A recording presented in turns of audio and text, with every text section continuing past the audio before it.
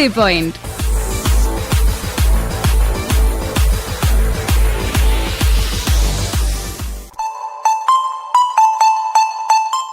Diego മാറഡോണയുടെ കഥയാണ് silly പോയിന്റിൽ പറഞ്ഞു തുടങ്ങിയത്.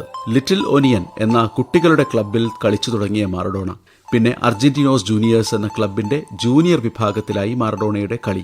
ഒടുവിൽ 1976 ഒക്ടോബർ 20 അർജന്റീനോസ് ജൂനിയേഴ്സ് എന്ന ക്ലബിന്റെ സീനിയർ വിഭാഗത്തിലെത്തി മാറഡോണ. അന്ന് മാറഡോണയ്ക്ക് 16 വയസ്സ് പോലും തികഞ്ഞിട്ടുണ്ടായിരുന്നില്ല. അങ്ങനെ ആ ക്ലബിന്റെ ജേഴ്സി അണിഞ്ഞ മാറഡോണ അർജന്റീനയിലെ ക്ലബ്ബ് ഫുട്ബോളിന്റെ 1-ാം ഡിവിഷനിൽ കളിച്ചു. അത്ര ചെറുപ്പത്തിൽ അർജന്റീനയിലെ ഫസ്റ്റ് ഡിവിഷനിൽ മുമ്പ് മറ്റാരും കളിച്ചിട്ടുണ്ടായിരുന്നില്ല. ഫസ്റ്റ് ഡിവിഷനിൽ കളിക്കാനായി ഇറങ്ങി ഏതാനും മിനിറ്റുകൾ കഴിഞ്ഞപ്പോഴേക്കും മാറഡോണ തന്റെ മാന്ത്രിക ചലനങ്ങൾ പുറത്തെടുത്തു. എതിരെ വന്ന യുവാൻ കാബ്ര എന്ന കളിക്കാരനെ കബളിപ്പിക്കുന്ന രീതിയിലുള്ള ഒരു കളി. കാലിനടിയിലൂടെ പന്ത് കൊണ്ടുപോയി മാറഡോണ. ആ ഡ്രിബ്ലിംഗ് വലിയ ചർച്ചാവിഷയമായി. കാബ്ര തന്നെ അക്കാര്യം പറഞ്ഞിട്ടുണ്ട്. ഞാൻ ആ പയ്യനെ തടയാൻ ഉറപ്പിച്ചുകൊണ്ട് അവന് മുന്നിൽ മതിൽ പോലെ നിന്നു. എന്നെ മറികടന്ന് പോവരുത് അവൻ എന്ന് ഉറപ്പിച്ചായിരുന്നു നിന്നത്. അപ്പോൾ അവൻ വട്ടം തിരിഞ്ഞ് എന്നെ മറികടന്ന് മുന്നോട്ടു പോകുന്നു. ഞാൻ തിരിഞ്ഞു നോക്കിയപ്പോൾ അവൻ എന്നെ മറികടന്ന് പന്തുമായി ഏറെ ദൂരമെത്തിയിരുന്നു. ഇങ്ങനെ കാലിനിടയിലൂടെ പന്തിട്ട് എതിരാളിയെ കബളിപ്പിക്കുന്നതിനെ നട്ട്മെഗ് എന്നാണ് ഫുട്ബോൾ ലോകം പറയാറുള്ളത്. 1976 നവംബർ 14 മാറഡോണ കളിക്കുന്നത് മാർ പ്ലാന്റസ് എന്ന ടീമിനെതിരെ.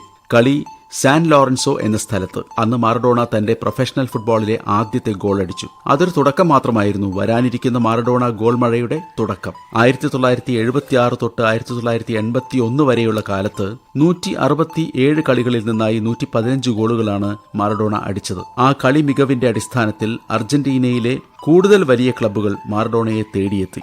അതിലൊന്ന് അർജന്റീനയിലെ റിവർ പ്ലേറ്റ് എന്ന ടോപ്പ് ക്ലബ്ബായിരുന്നു. എന്നാൽ ഒടുവിൽ മാറഡോണ ചേർന്നത് ബൊക്ക ജൂനിയേഴ്സ് എന്ന ക്ലബ്ബിലായിരുന്നു. ബൊക്ക ജൂനിയേഴ്സിൽ മാറഡോണയ്ക്ക് ക്ലബ്ബ് അധികാരികളോട്, പ്രത്യേകിച്ച് മാനേജറും കോച്ചുമായ സിൽവിയോ മർസോലിനിയുമായി അത്ര നല്ല ബന്ധമൊന്നും ആയിരുന്നില്ല.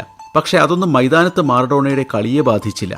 1981 ഫെബ്രുവരി 20 ബൊക്ക ജൂനിയേഴ്സിനു വേണ്ടി മാറഡോണ ആദ്യത്തെ കളി കളിച്ചത്. ചാലേഴ്സ് ദേ കോർഡോബ എന്ന ക്ലബിനെതിരെ. അന്ന് 4-1 മാറഡോണയുടെ ടീം ബൊക്ക ജൂനിയേഴ്സ് ജയിച്ചത്. മാറഡോണയുടെ വകയായിരുന്നു ആ 4 ഗോളുകളിൽ 2 അർജന്റീനയിലെ 2 കേമപ്പെട്ട ക്ലബ്ബുകളായിരുന്നു. ഒന്ന് ബൊക്ക ജൂനിയേഴ്സും മറ്റേത് റിവർ പ്ലേറ്റ്. അവർ തമ്മിലുള്ള സൂപ്പർ ക്ലാസിക്കോ മത്സരം വന്നു. അതിൽ 3-0 ബൊക്ക ജൂനിയേഴ്സ് ജയിച്ചു. ആ 3-1 ഗോളും മാറഡോണയുടെ വകയായിരുന്നു. ആ ഗോളിലും മാറഡോണ തന്റെ ഡ്രിബ്ലിംഗ് പാടവം പുറത്തെടുത്ത് കാണിച്ചു കൊടുത്തു. ആ സീസണിൽ മാറഡോണയുടെ കരുത്തിൽ ബൊക്ക ജൂനിയേഴ്സ് അർജന്റീനയുടെ ഫുട്ബോൾ ചാമ്പ്യന്മാരായി. ഇതെല്ലാം യൂറോപ്പിലെ ക്ലബ്ബുകളും അവയുടെ മാനേജർമാരും കാണുന്നുണ്ടായിരുന്നു. അവർക്ക് മനസ്സിലായി നമ്മൾ കാണുന്നത് അസാധാരണമായ കഴിവുള്ള ഒരു യുവാവിനെയാണെന്ന്. 1982 ലോകകപ്പിന് ശേഷം മാറഡോണയ്ക്ക് യൂറോപ്പിലേക്ക് ക്ഷണം വന്നു, ബാഴ്സലോണയിലേക്ക്. അന്ന് 50 ലക്ഷം ബ്രിട്ടീഷ് പൗണ്ടിനാണ് ബാഴ്സലോണ മാറഡോണയെ വിലയ്ക്ക് വാങ്ങിയത്. ഇന്നത്തെ കണക്കിൽ ഏകദേശം 45 കോടി രൂപ. മാറഡോണയുടെ ബാക്കിയുള്ള കഥ അടുത്ത സില്ലി പോയിന്റിൽ.